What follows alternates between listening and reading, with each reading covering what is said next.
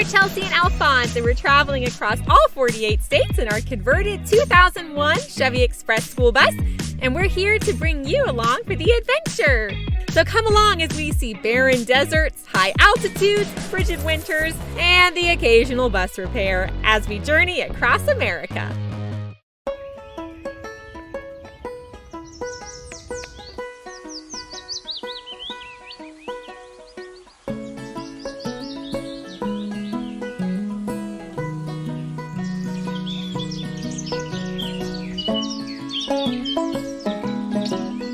Well, good morning, travelers. Today, Alphonse and I are hiking in the Cuyahoga Valley National Park near Cleveland, Ohio. And Penny gets to come with us because it is pet friendly.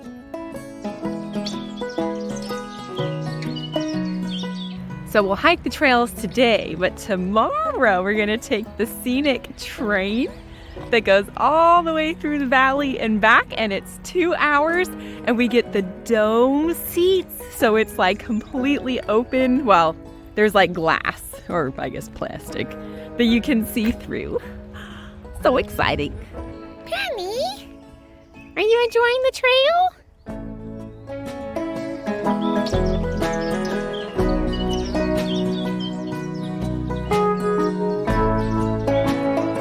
So this trail that we're walking on right now, if we're understanding correctly, it used to be the canal, and then they widened this road, and so they covered in or, filled in the canal.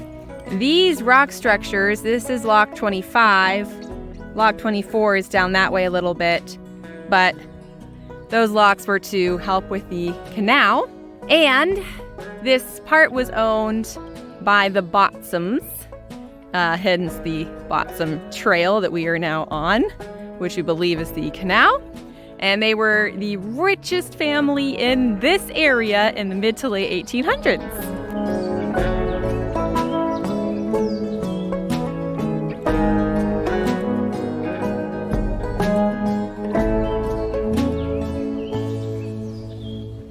So here we are at the Beaver Marsh.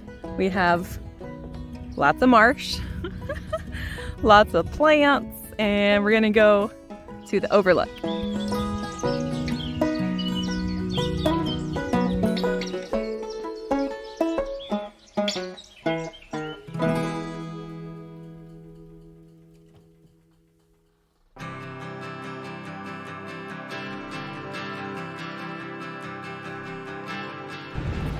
Yay! We're going on the train!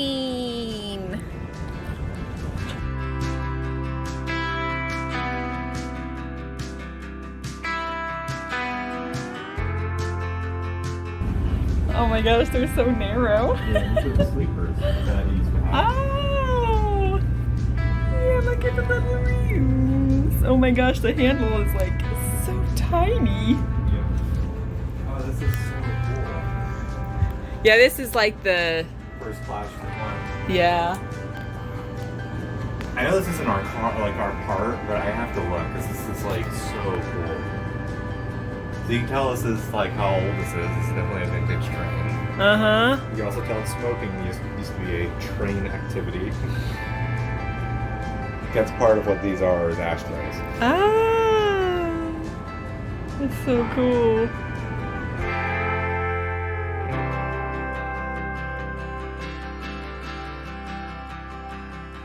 So back when this was a train, so this was like the upstairs area. You could hang out, look at stuff, eat.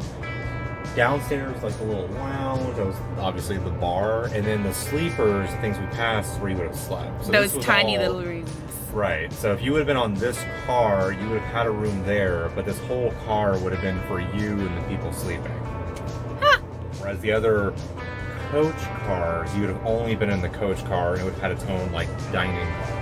Okay. So this would have been, if you would have had a lot of money, you would have been able to stay here.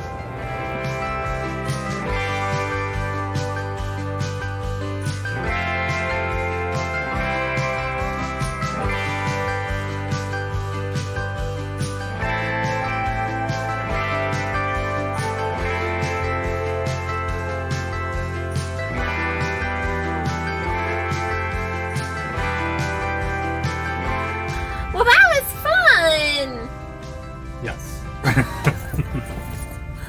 What would you give the train? Probably a 10 out of 10. It was a pretty good train. It was lovely. Dome cars are super cool. I mean, they're always cool though, so it's not really a thing unique to this train, but like you get a good view. It's about 2 hours. Cost isn't bad. It was like only $2 for coffee. Yep. I mean, it wasn't very good coffee, but still. It is what it is. But overall, it was really good. So it's a historic train. The 2 dome cars are actually old California Zephyr trains. So it's also, you get to walk around, which is fun. So you can like look at the different little things. We didn't go into any of the rooms because we didn't realize they were unlocked until we were already leaving. Oh, I wanted to see. So you get a really good view of the valley from the train. I saw a deer. Saw a deer. We saw marshes and rivers and sewage treatment plants. The former canal that was buried like 100 years ago. So now we are on our way. We're gonna go to Pennsylvania for a tad bit. We're gonna go into New York State, and then we're gonna go out to Niagara Falls and Toronto in Eastern Canada. Yeah. So let's go!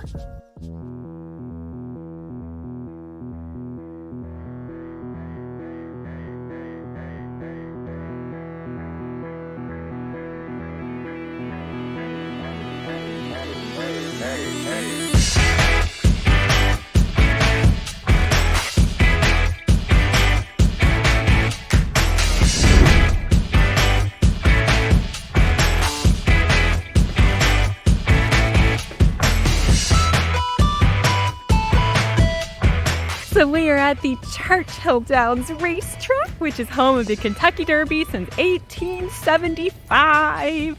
And we're gonna go to the Kentucky Derby Museum today. Being here is like my dream come true. I was obsessed with horses growing up, and I even wanted to become a jockey, but that dream was quickly squashed when I grew very tall. There it is! Big entrance! Oh, how cute! You have to go through the starting gates to get to the museum.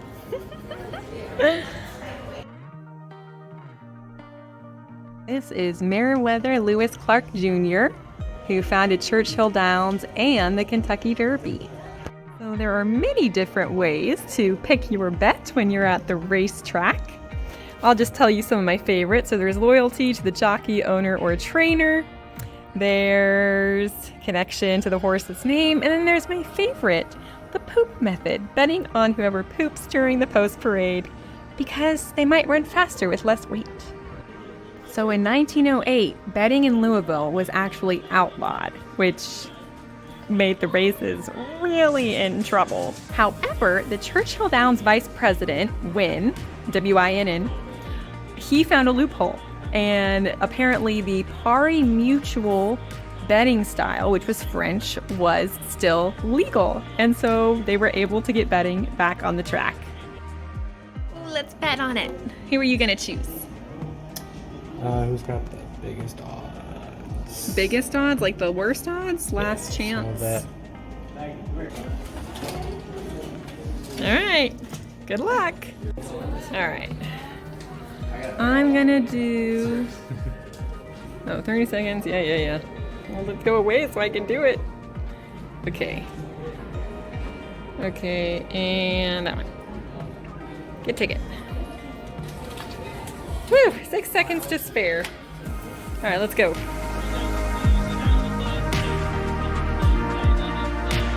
I only have first and third right now.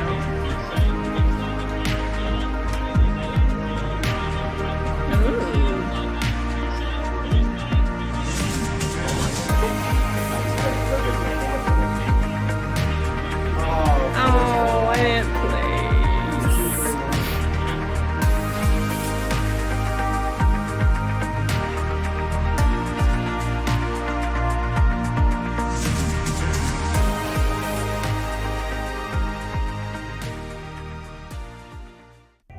Yay! Going upstairs for the Secretariat exhibit.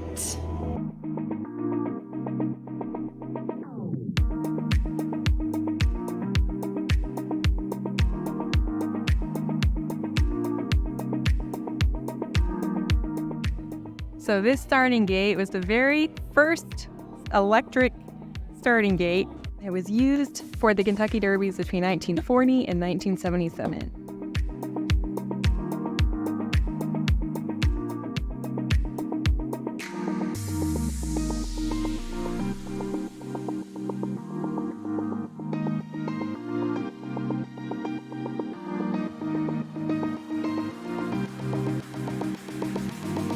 It's not air so we have to on the ground too.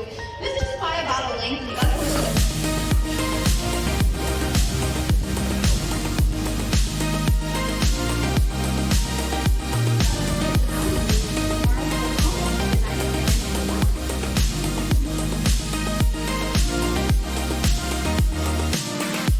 That was so fun! Yeah. What did you think? It was fun overall, learning about horsies and horsey racing. Yeah, the outside part was cool, watching the race from the rail. That was so cool. We were like just feet away from the racehorses. It was so cool. What would you rate it 1 through 10? Probably 7. I would rate it like a 11 out of 10. I should, in bounds of 10 by 10. Maybe. But in all fairness, you were not obsessed with horses in your childhood. Yeah. Nor did you have dreams of becoming a jockey. Yeah, I was normal. Yeah, you were.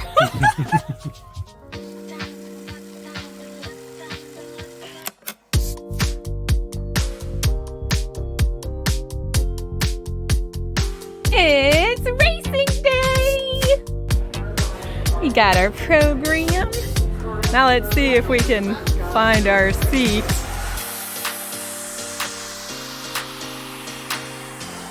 You two guys, it's time to lap this Bad horn, he's like that worked. Gosh, we're good. Walked away. And here's our view. That's the finish line right there. It's gonna be so fun. The light on the train, while we're done, and then we look at all that again. Relax and lock right in, and we'll go from the down, give it a line. Oh, well, up these girls was playing. And they're off. Been crowding there in mid-pack, and T-Law took the worst of it. Mercury has a far outside, breaks to his stride, and quickly goes to the front, and then stops to the left. T-Law gets it, yeah, wasn't it up? Oh, here comes T-Law. Oh, T-Law on the way together, absolutely either way. Wow, that's how close that last race was.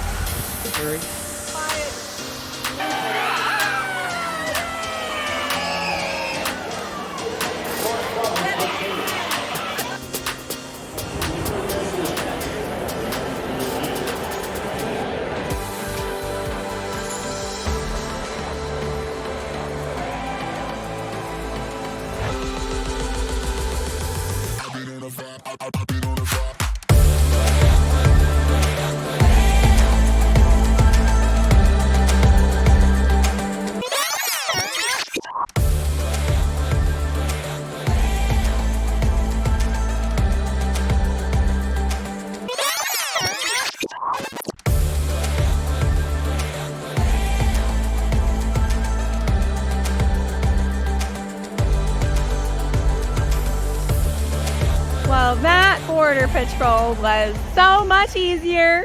It took us about 15 minutes. And so now we are at Niagara Falls. And this building is I'll let you explain it. What is it? It's just an old power plant. For Niagara Falls.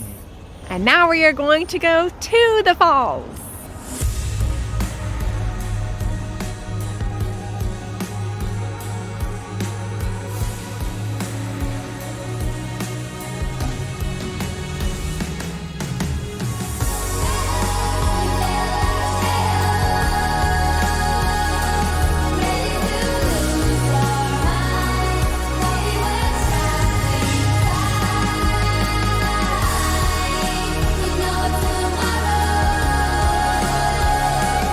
Here's all the people. Man, you can hardly see it from this way because it's so much water smoke. Well, oh my gosh, look how fast that water's going.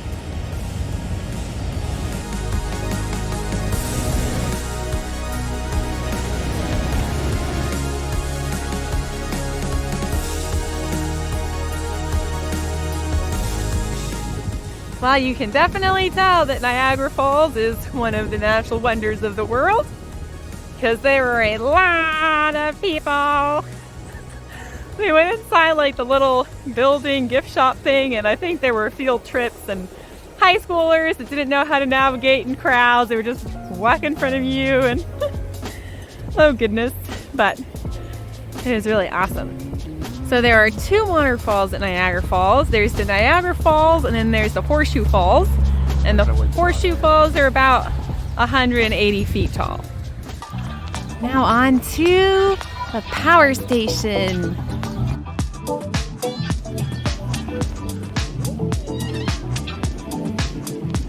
A few moments later.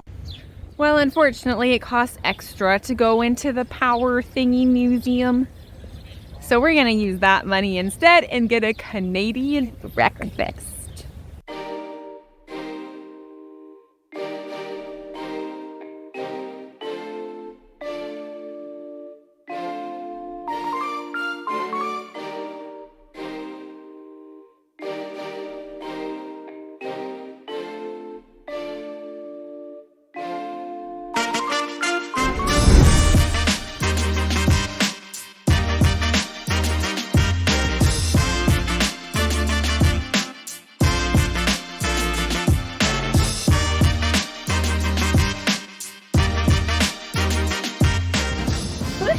We are at CN Tower.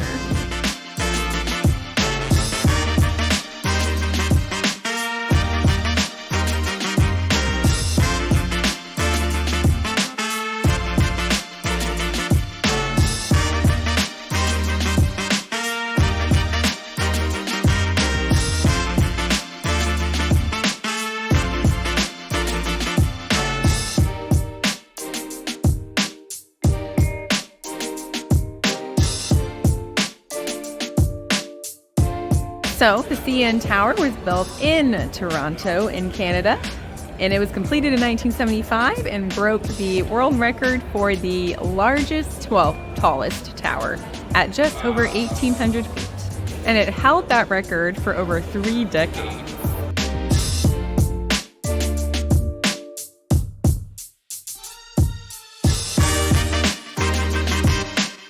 So this train yard that we're in is called Roundhouse Park, and it was Toronto's main rail station when it was still in use.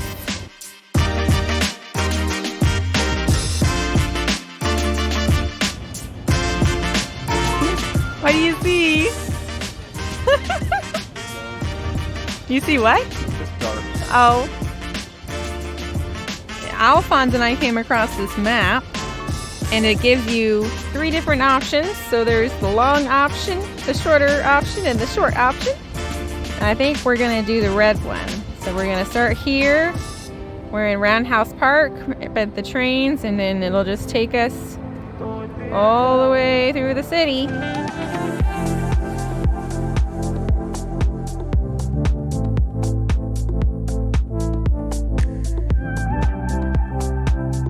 This building here is the Hockey Hall of Fame, which we are not going to, but still cool.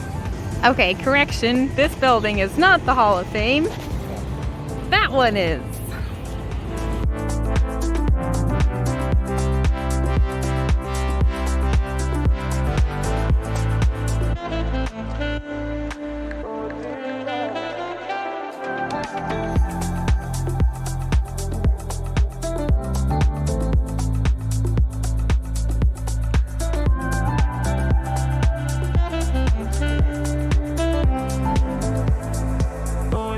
So this cathedral behind me is St. James Cathedral, part of the Anglican Church, and it was actually the 4th church in that spot because all the other churches burned out.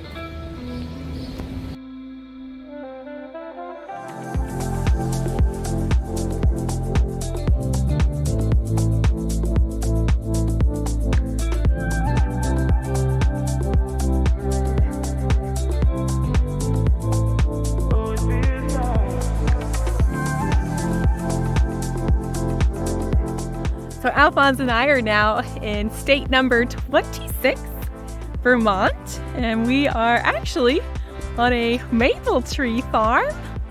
We just went inside. Their little shop is that thing right there, and that's their house, and they're so sweet. And look how pretty the mountains are. And this is the box that we got from their shop. It's called Mom and Pop's World's Best Vermont Maple Syrup. So we got a little thing of syrup, and we really like the very dark and strong one. We got some maple candies. It's hard to see, but they're shaped like maple leaves. And then of course you have to have pancakes with your syrup. So that's what we got. See, this is what the little candies look like. They're in shapes of maple leaves.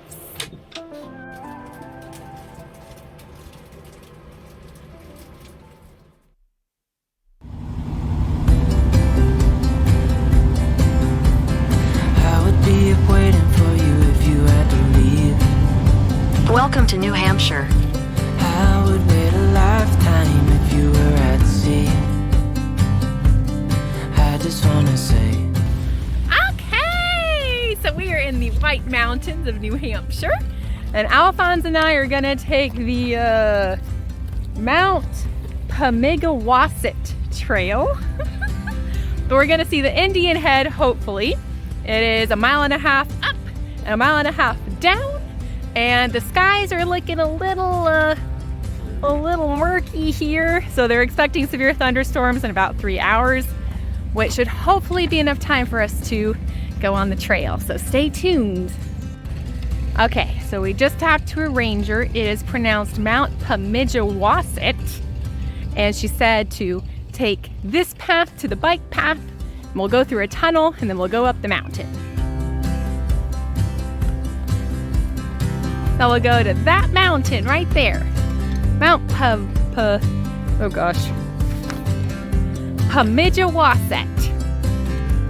All right, here's the bike route. So we just keep going this way until we get to the tunnel. Okay, Mount Pemigewasset.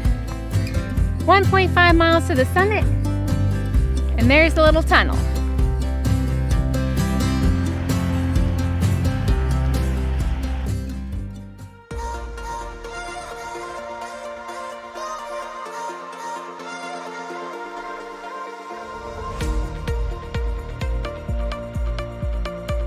Alright, y'all, tell us where we should go next. Let us know down below in the comments. Thank you so much for watching, and we'll see you in the next episode. Happy travels!